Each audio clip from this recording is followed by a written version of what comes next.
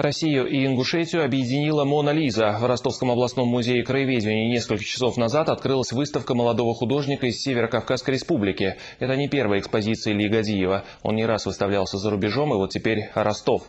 Наш корреспондент Эльвира Могилевская поделится впечатлением от увиденного. Интригующее название выставки объясняется, когда видишь центральный экспонат. Действительно, давинческая «Мона Лиза». Но за плечами госпожи не пустынная местность с извилистыми потоками, а горы Северного Кавказа. Автор живописного ремейка Ильяс Гадиев, второкурсник Ростовского строительного, будущий архитектор.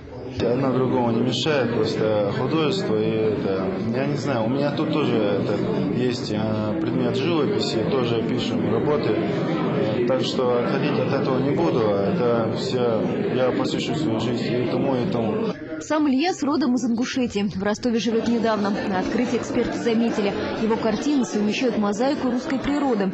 Рядом с горными рельефами донские степи, разливы Волги и леса средней полосы. Такой художественный ответ межэтническим спорам.